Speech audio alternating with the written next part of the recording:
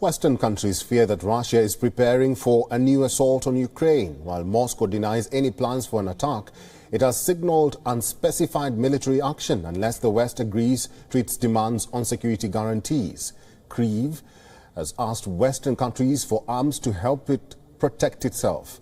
On a visit to Kyiv, a bipartisan group of U.S. senators has promised solidarity and weapons to Ukraine. We will impose crippling economic sanctions, but more important, we will give the people of Ukraine the arms, lethal arms, they need to defend their lives and livelihoods. And so our message is there will be consequences if he chooses to violate the sanctity of this democracy. Britain has also begun supplying anti-tank weapons to Ukraine that will help defend itself from a potential invasion. Canada has also deployed a small contingent of special forces operators to Ukraine. In the event of a full-scale invasion, the unit has also been tasked with helping to develop evacuation plans for Canadian diplomatic personnel. Meanwhile, German Foreign Minister Annalena Baerbock, on her first visit to Ukraine, met with President Volodymyr Zelensky. Baerbock said she hoped tensions with Russia could be solved by diplomacy. Meanwhile, Russian military forces and hardware have arrived in Belarus to stage joint maneuvers next month. The drills will be dubbed Determination of the Union 2022. Close Russian ally Belarus borders Ukraine. According to the Belarusian leader, the drills should focus on a scenario when the military is forced to resist forces coming from the west. Russian soldiers also took part in a tactical exercise in the Rostov region near the Ukrainian border. Troops conducted exercise on engineering exploration, fortification and mining.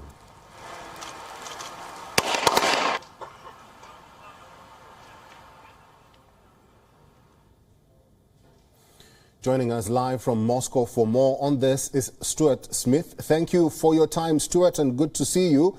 Critics argue that Moscow is trying to coerce Western nations unless they agree to their demands. Is that what has been stoking the animosity between Russia and US and NATO? And what is the situation in Moscow? Tell us more about the Russian military hardware arriving in Belarus.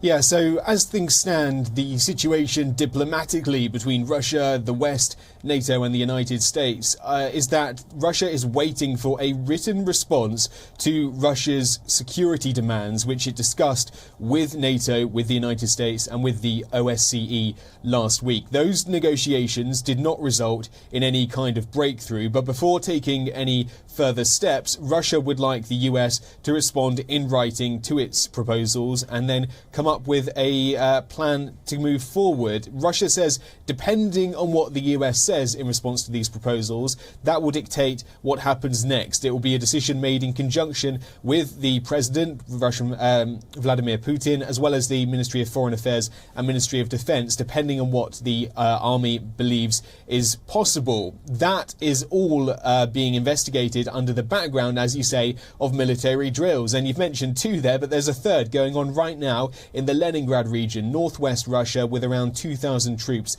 the military says, undertaking live fire exercises. The Belarusian drill that you mentioned, the president there, Alexander Lukashenko, he justifies that, saying that NATO militaries, Poland, Lithuania, are building up troops, thousands of troops, near the border with Belarus, and this would be a sign that Belarus is not going to be intimidated. The exercises would happen in southwest Belarus, which is near the border with both Ukraine and Poland, notably Poland a NATO member state, Ukraine not, but indeed weapons and now we hear Canadian Special Forces have been deployed to the country to provide assistance. Stuart, what is or will be the impact of countries like Britain supplying weapons and Canada deploying special forces to Ukraine?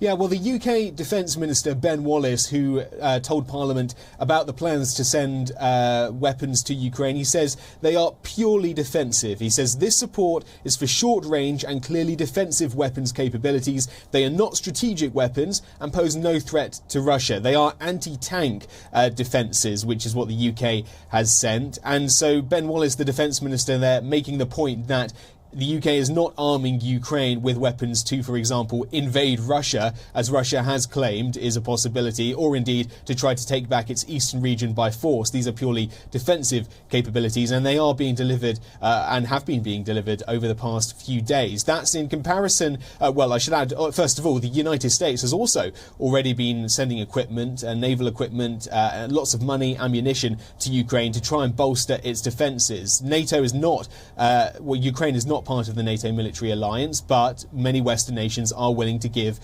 support in the form of money and weapons. That's different, though, to Germany, and this will be something that the Foreign Minister, Annalena Baerbock, will be speaking about in Kiev. Germany is not sending weapons to Kiev, noting that it did not want to enhance the risk of war. But one thing Germany does say it wants is serious dialogue and also a discussion between Ukraine, Russia, Germany and France in the so-called Normandy format about how to resolve this conflict without violence.